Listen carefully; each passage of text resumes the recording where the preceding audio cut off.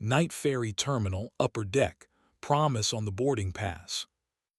The night ferry terminal keeps its promises the way water keeps shadows, faithfully, with just enough distortion to let you believe what you need to. After midnight, the hall empties into echoes and vending machine light. The ceiling fans keep an old rhythm, as if tides can be bribed with electricity. I push through the sliding doors with my phone face down in my palm like a coin I wasn't ready to spend and slipped it into my left pocket, the pocket I use for things that are supposed to make it home. A speaker crackled out the schedule, even though there was nobody to miss it. Back home, Ian had said, "Can we talk tomorrow?" in the voice that meant please stay now. Our couch knows exactly how to turn conversation into a courtroom. I left before we started swearing to versions of ourselves we'd hate by breakfast.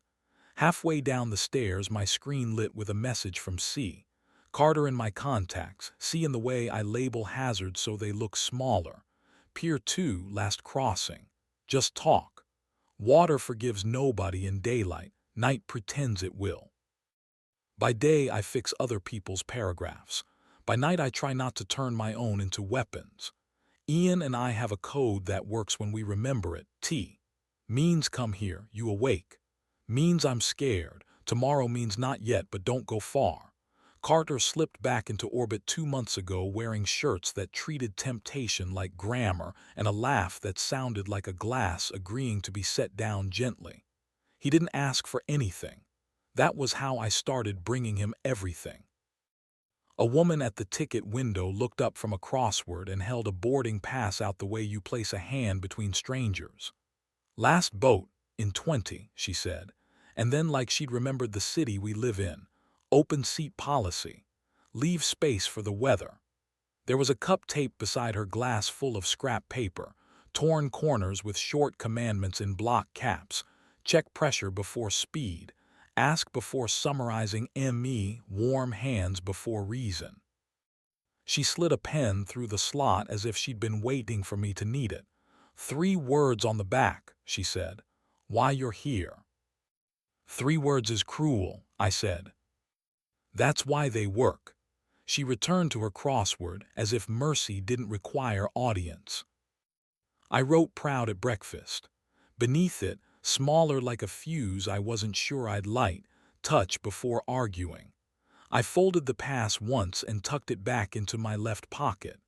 The speaker announced boarding in a voice that had grown up on fog and patience.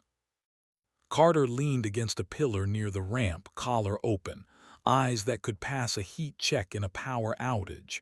He smiled without showing teeth. He knows restraint is the cruelty that works on me best. Rowan, he said, tapping his own pocket like a man acknowledging co-conspirators. You always liked boats. They let men decide to arrive. Boats decide for you when you hesitate, I said, and hated that it sounded rehearsed. He held up a second pass as if it had chosen him. I bought a spare, he said. We can ride to the other side, stand at the railing like the last honest sinners, and not touch for 60 seconds just to prove we remember ceremony. Ceremony gets an overtime bonus with you, I said. It deserves one, he said, pushing off the pillar into my weather field. 3 words. You already know them. I want you to say them with the part of your mouth that does verbs. Proud at breakfast, I said, touch before arguing.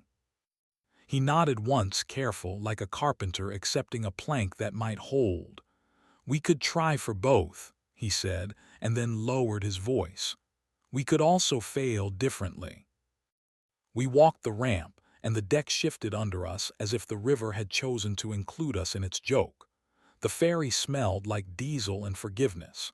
The cabin lights were kinder than they needed to be. A half-dozen night commuters sank into benches with their eyes already training for morning. We climbed the stairs to the upper deck because Carter likes height. He says ceilings teach men where to put the better version of themselves. The wind negotiated with his collar and then mine. He let it. You booked a room, I said, because some sentences have to be handed back like hot plates. I reserved one, he said, mouth near my ear now, heat arriving before he did. Refundable. Decency gets a confirmation number with me. You narrate like a song that never learned to end, I said. I narrate like a man who knows you read for a living, he said. Tell me no. I didn't. I met him in the inch that rewrites evenings. His mouth is warm and patient. He tastes like peppermint and an answer I had not earned. When his hand finds the back of my neck, his grip is the kind that respects material limits. My body remembers the grammar for yes and mispronounces nothing. He makes the sound men make when a small country surrenders and calls it diplomacy. I make the one I've judged in myself and trust in him anyway. We don't rush. The deck prefers a slow tempo. His mouth learns the hinge of my jaw. Mine finds the place behind his ear where regret's vocabulary gets misfiled. His fingers slide beneath my jacket and paws flat against my ribs the way witnesses are sworn. Do you promise? And then move on, careful as heat when it wants to be considered. He guides my hand down with the steadiness of someone who respects tools. I close my fingers and he exhales into my mouth a truth I would not accuse him of on land. He reaches for me and I let him, and we stay quiet because water prefers prose. The wind pretends it hasn't seen us. The city across the river decides to be patient. Does he want to try? Carter asks later when breath remembers its job. Some days, I say, often enough to keep the lease. We already cheated, he says. We cheated when we started telling each other the truth before we told it at home. I know, I say. The lights on the bridge ahead look like a sentence we haven't earned. We stand against the railing and let the river make us look like better silhouettes than we are. Carter sets his pass on the metal rail and the wind skates it back to his fingers. He laughs, low and accurate. Do you want me to offer the room again? He asks. I want what I promised, I say. I want to be the man who goes home because it's harder than staying. That's accurate, he says, and it's the compliment I deserved. He slides his pass into his pocket and his hand stays where it shouldn't a heartbeat longer than the city allows. He kisses me once more, brief, exact, a signature the ferry can keep without lying to its logs. We dock. The crowd decides to forgive each other their schedules without saying so. We ride back on the same boat because there is no more time to pretend to be interesting. The deckhands toss lines like sentences that expect to be understood. We disembark on the same ramp we boarded as if we were correct the whole time. The woman at the ticket window looks up from her crossword long enough to stamp something invisible in the air. Cold helps letters behave, she says, as if she's been in our kitchen. The walk home is a discipline of smaller sentences. The crosswalk gives me time, I take it. The apartment light makes a neat square on the tile and the fridge hums the way machines hum when they've decided to believe you again.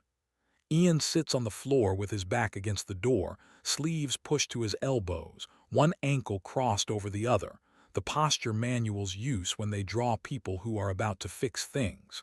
He doesn't ask where I've been. He tilts his head toward the place beside him. I take it. Do you want to be asked? He says, voice steady, not performing mercy, offering it. Please, I say, because prompts are the scaffolding of my better self. Are you lonely? He asks. Some nights, I say. Not here. Not when you ask first. Not when the kettle outruns the reasons. I take his wrist and set his hand on my forearm the way he does when he needs to make sure I'm not inventing weather. His thumb traces once and chooses to believe me. I feel useful, he says. I want to be wanted before I'm useful. Tonight's procedure, I say. Touch first, argue second, report later. The kettle clicks like a stamp in a country that still believes in mail. He stands and pours water over mint. We name it dinner because names are cheaper than regret. I take the boarding pass from my pocket and pin it beneath the lemon-shaped magnet so Proud at Breakfast faces the room. Ian reads it and his mouth does the smaller, braver thing. He takes the dry erase marker from the cup and writes beneath the lemon, "Tomorrow, keep the torque." He doesn't grin because we're not boys. He nods because we're trying to be men. We make a rule that isn't noble. When prosecution tries to wear a bathrobe, one of us says fairy and the other puts the kettle on while the first puts his hands where history can find them. We agree to 5 words when 5 are enough. We agree to stop at the shoulder, not the ditch. We agree to try to want what we promised. When we don't, we write 3 words on small paper and tell the room we'll fail differently tomorrow. Days do what days do when you're trying to be an amateur human with professional consistency. The pass in my pocket learns the shape of my left hand. Paper learns its carriers. On the late bus, I write messages to no one that begin "I didn't ask" because I thought that counted as kindness and end "May your breakfast go right." I don't send them. The not sending feels like a skill borrowed from water that takes the weight we don't deserve to put on it. A week later, the afternoon tries to be a test. I walk through the terminal and buy nothing. I leave a bottle of water on a bench near Gate C with a note, "For whoever is waiting for a sister." The ticket lady looks up and nods the way bridges nod when they've held and will hold again.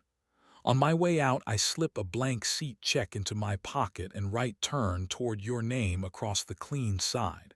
I don't light anything. That night we eat toast like it has been newly invented. We fail, and fail differently, and fail in ways that don't require anyone to stand at a railing pretending to know which shore will save them. The room does not demand a verdict. The morning remembers its job.